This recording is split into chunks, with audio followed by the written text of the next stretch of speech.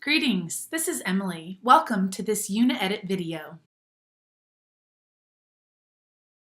What process does a peer reviewer use to conduct a review? Each peer reviewer follows a slightly different method for conducting a peer review. Judith reads and makes notes about what needs to be improved on the manuscript as she goes through it, and she might correct inaccuracies. She usually works at a publishing company, but sometimes prints a hard copy to read on her commute. She typically completes a peer review within 2 to 4 hours.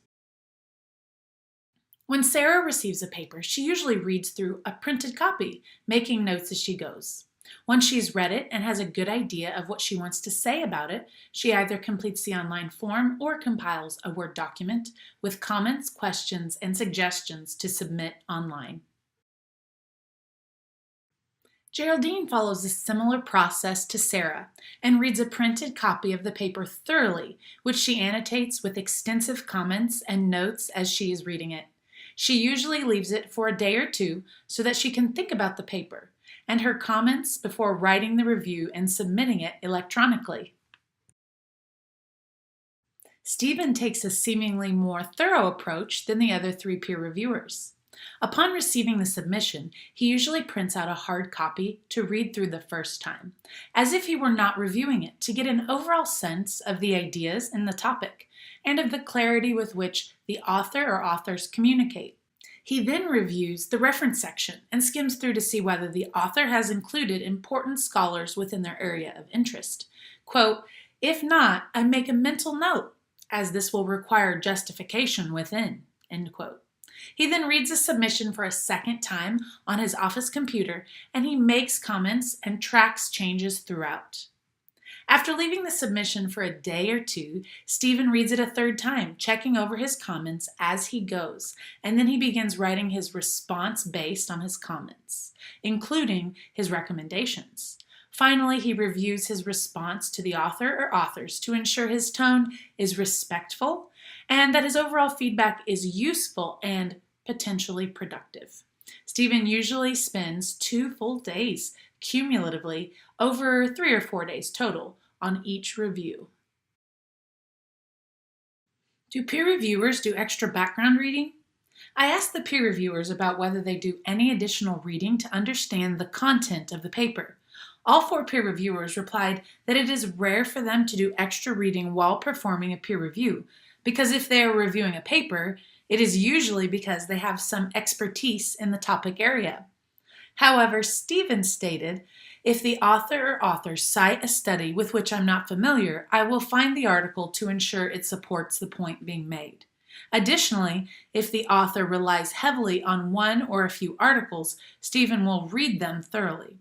Geraldine agreed that it might be necessary to read 1 or 2 extra papers to assist in writing the review. Peer reviewers are blind.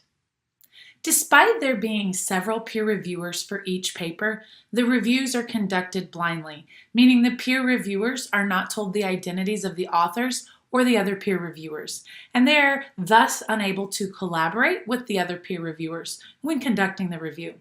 However, it is possible that peer reviewers could be aware of who the authors are if the community of authors is small, if they have heard about the research through the grapevine, or if they know the author's style of writing.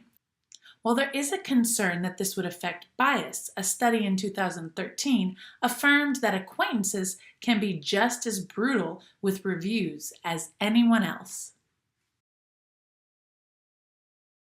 Submitting a report to the journal.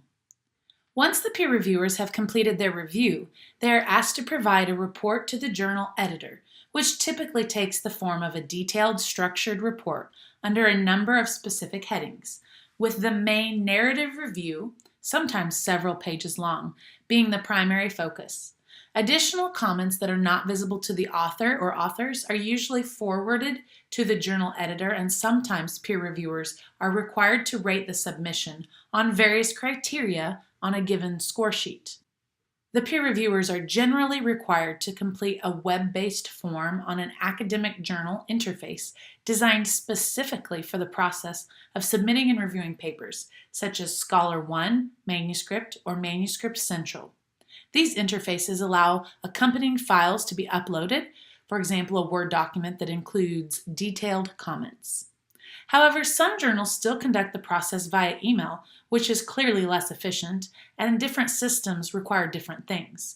For example, some ask for an evaluation on a number of key criteria using a scale and for qualitative feedback, while others ask for qualitative feedback on a series of questions about such things as academic contribution, knowledge of the literature, quality of the methodology, if relevant, quality of the findings, and the quality of the writing. Overall, peer reviewers are typically asked to report on the appropriateness of the methods and statistical analysis that have been used, and the thoroughness of the literature review, the quality of the writing, and the flow of the arguments in the paper. Therefore, the quality of the English is not something peer reviewers are generally required to report on. However, if they feel there is an issue with the English, they are expected to comment on it. Once again, this is Emily from Uni-edit. We hope you enjoyed this tip. Have a wonderful day.